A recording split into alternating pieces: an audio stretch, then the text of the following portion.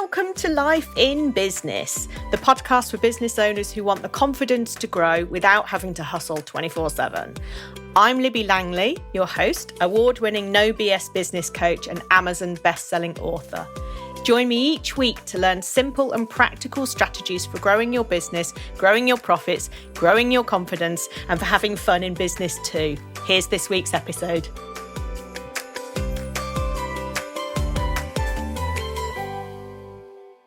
Hello, Libby Langley here for another episode of Life in Business. And today I am going to talk to you about how to perfectly price your products and services, but that doesn't have the same alliteration. So perfectly price your products just sounds better. Right, so pricing is, the bane of almost every entrepreneur's life, I think, really. Certainly service-based people, because when you've got a product, then you know how much it costs you to buy in or make that product, or you can work it out, obviously. But when you have a service, then it can be harder, right? Because you've got no base point. It's how much is this worth?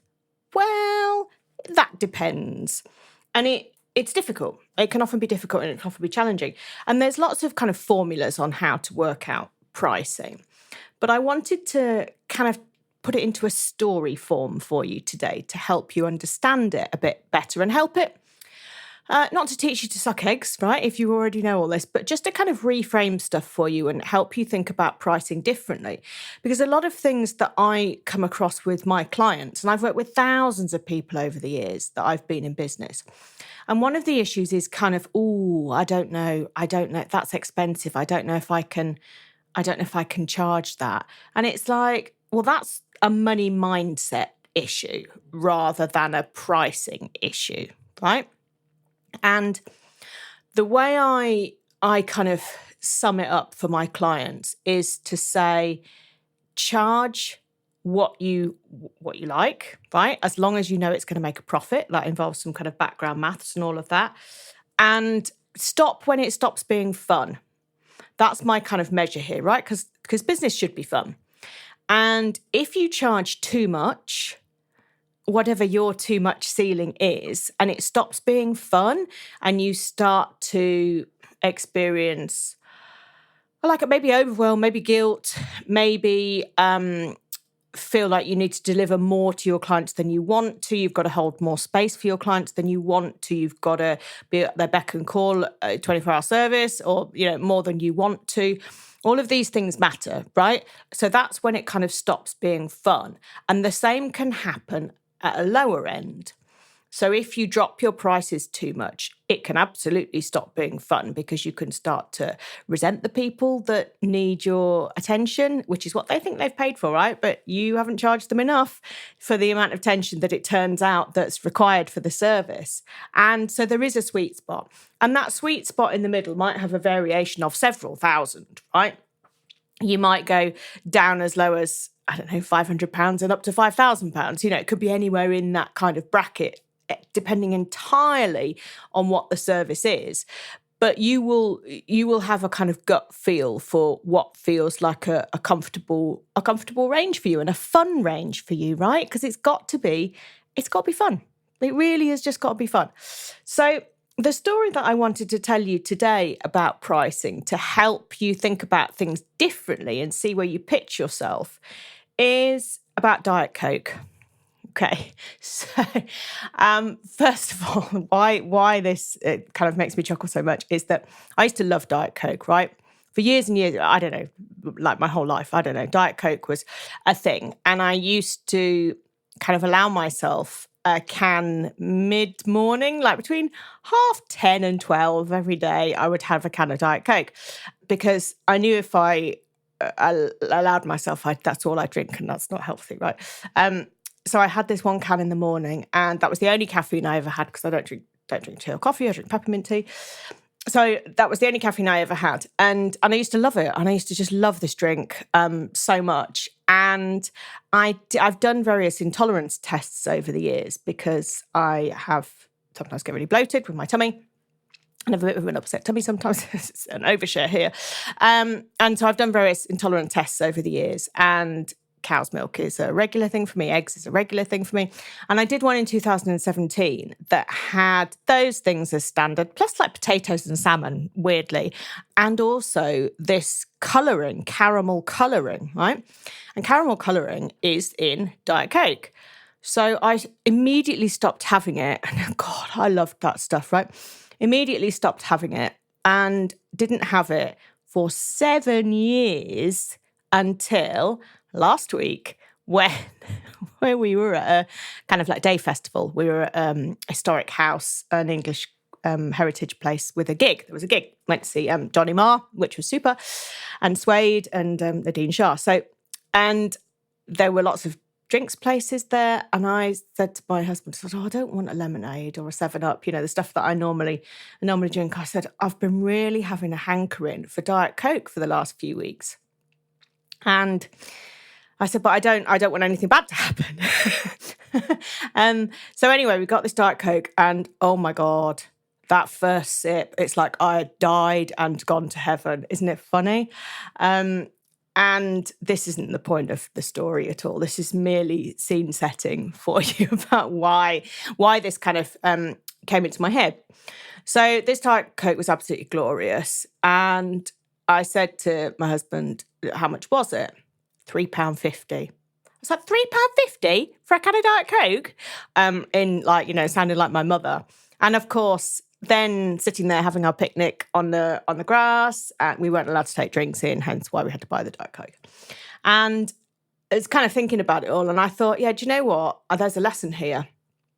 And the lesson is that a Diet Coke, can of Diet Coke, £3.50 at a festival is actually the equivalent profit margin, probably, I'm taking a punt of that, as a £1 can of Coke in a supermarket, or £1.10, how much they are in a supermarket.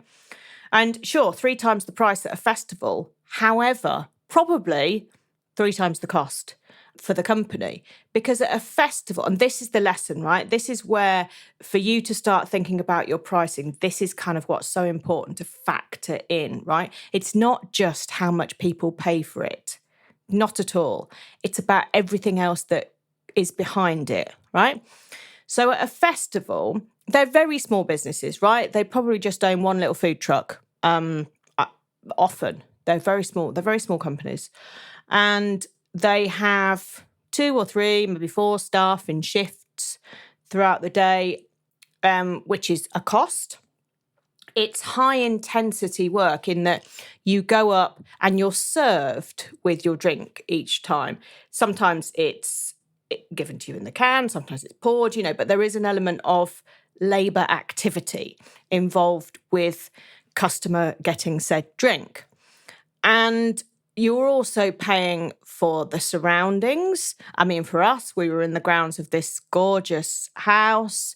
They've set it all up. There's loads of picnic benches and hay bales and, all sorts of stuff. And plus the gig itself, right? And we've paid to be there, obviously. But so have the retailers. They will have paid to have a pitch there. They will have paid to travel there. They will have possibly had to pay for overnight accommodation because it's each day was separate, but there was something on for 3 days. So they might have been there for 3 days. So they've got accommodation nights in between. So there's all these costs, right, that are involved in it. And also, they have a really limited audience size because the day that we went there, honestly, I think it was probably at about half capacity. It seemed like quite empty. So if there were fewer people there, their audience is smaller. There are fewer people who will buy drinks from them. Right? And there's also competitors there in this closed space. So there were 15 probably, different places you could, maybe 15 to 20 different food retailers, all selling different things from churros to Greek food to, I don't know, there was a fish and chip thing, all sorts of things, right? Festival type trucks. So there's competition and there's a limited audience. So there's only so much you can do to get people in. You kind of just have to be there and smile a bit, smile the widest to entice people in, right? So there is a limit on the amount of money that they can make. We had some friends who went to the gig the second night, different band playing, and from the photos it looked like there were probably twice as many people there at the one we went to. So the audience for those retailers, potential client base for those retailers has increased, right? Has doubled. They had no control over that.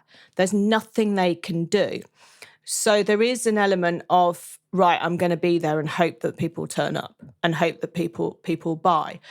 And so you have to charge more. You have to factor all of those things in. So the cost for your pitch, the cost for your hotels, the cost for your staff, the cost for your travel to be there, the fact that you can't be selling anywhere else at the same time, the fact that if there aren't as many people coming through the door, your audience is smaller through no fault of your own.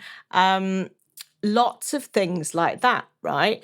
Plus buying the products to sell in the first place. So they would go to, I mean, I've no idea, some, what do you call them? Like warehouse places where people buy stuff. Wholesalers, that's what you call them.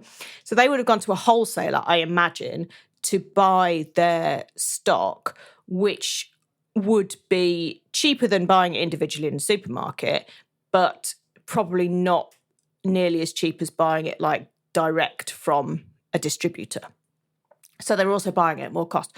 Therefore, the profit margin on their £3.50 might be 50%, right? If you factor all that in and all the other things they sell and everything, might be 50%, say. So let's say they make, oh my God, I can't do half of that. So I cannot see numbers in my head. I'm an absolute whiz at working out numbers and maths and stuff, but only if I have a calculator I can write stuff down. I just can't visualize it in my head. It's £1.25. It's £1.75. Oh my God. Yeah, it's something to do with my neurodiversity. I know that, and it's very frustrating because I just can't visualize numbers. I try and visualize a number and it just, don't know, it's like a void. So they let's say they make 50% of their £3.50 profit, and I have no idea, right? I don't know the costs of that. That's me just kind of guesstimating there. And then you compare it with a £1 or so can in a supermarket, right? Supermarkets it's less money for us to spend out, right? First thing, it is cheaper for us to spend.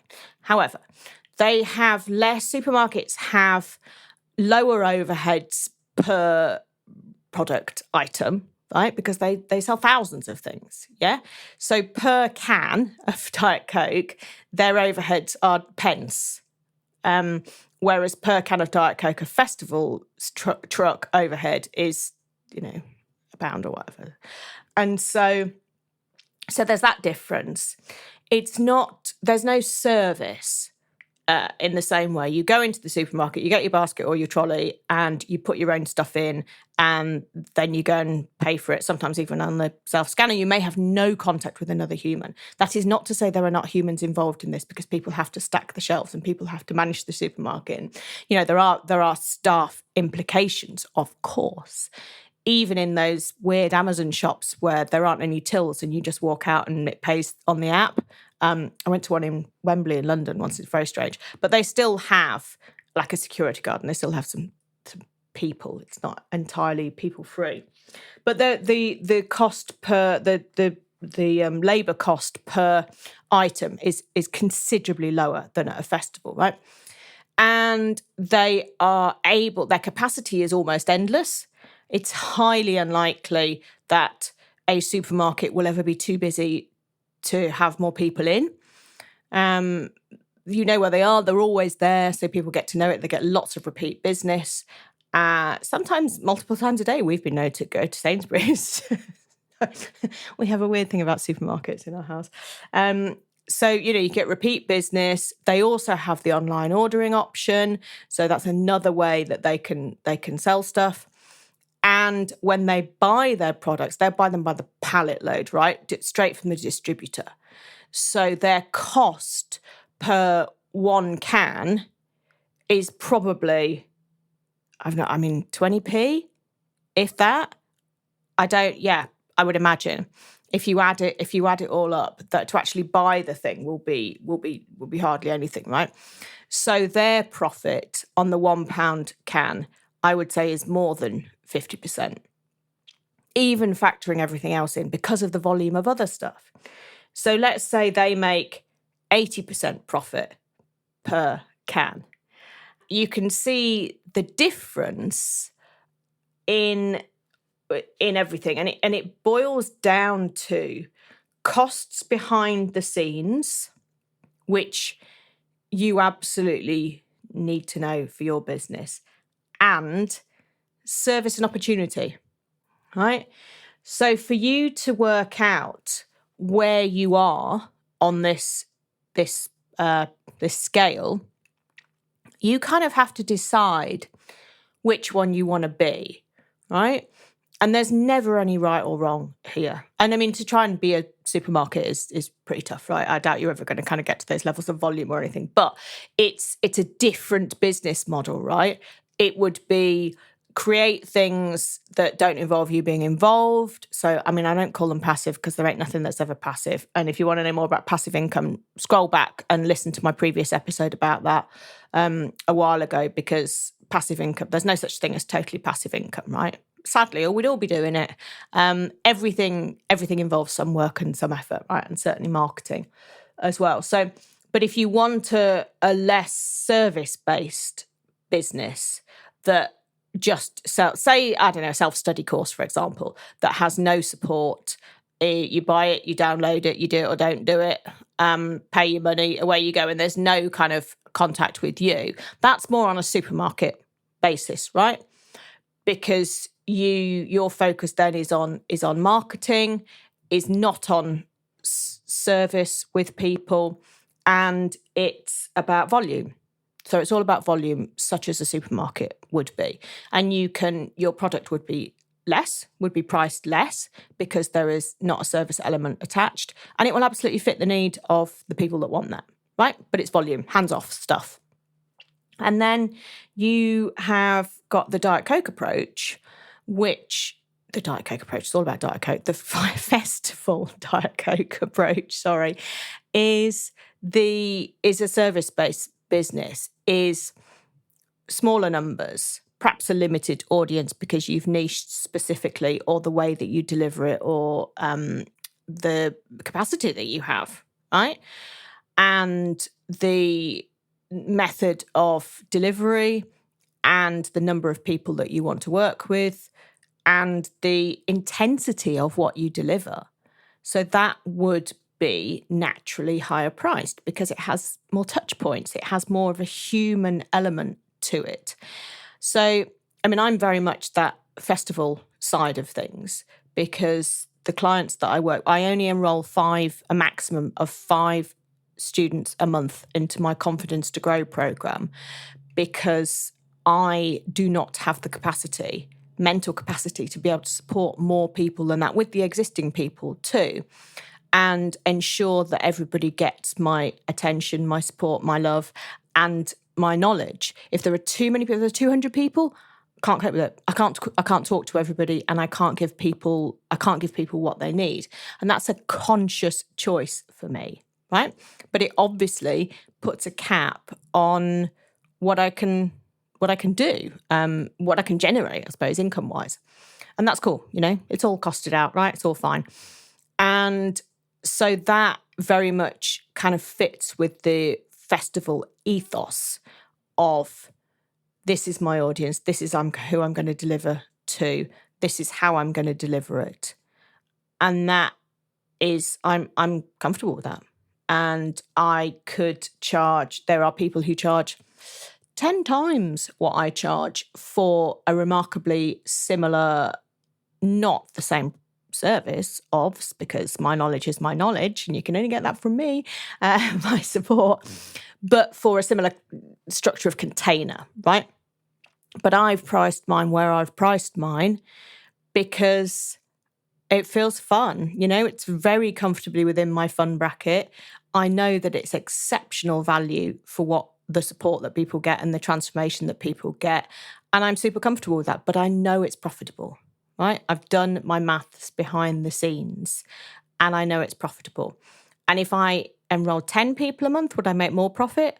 Well, yeah, obviously. However, that's not how I choose to run my business. And that's not the small and safe and comfortable and supportive group that I want. It doesn't work on that volume, right? So I couldn't run my business in a supermarket style. I couldn't just have people in every day, every day, every day, every day, every day, because I would spend my life onboarding new clients. And that takes a lot of time, right? So I would end up always onboarding people and never delivering to the people who'd been in for a while. You've been in for a few weeks. Well, what happened to Libby? Oh, yeah, she's so busy onboarding people all the time. It doesn't work, you see. So it's a scalable business because 5 each month is a scale, but it's not a volume business, right? Really, really different. And you cannot be both, right? You simply cannot deliver both. So I talk a lot about supermarkets. If you listen to previous episodes of this podcast, you'll know that I use the analogy between different supermarkets a lot. Like the Waitrose versus Asda, different pitching, where you want to be. But there is kind of a limit between what people will pay if they go into a supermarket. So, for example, if there was a supermarket and it was selling cans of Diet Coke for £10, I mean, unless it was in, I don't know, Mayfair or somewhere, nobody's going to pay it because it's insane, yeah? And it gets to the point where it's just overpriced, right? So there is kind of there is a limit on what you can do in the volume market, really. There's always a market, right? But for volume, there's a sensible kind of top and lower, I think. And it all does really come down to how much service that you want to deliver to people. And you've got to factor that in to when you're pricing stuff. You've got to factor in your capacity, mental and physical and diary-wise, right? Because I love spending time with my clients. I love talking to them. I love chatting with them in our WhatsApp group. I love that contact and communication. I'm always available for them in the WhatsApp group, always. Most days we're chatting about something with at least one person.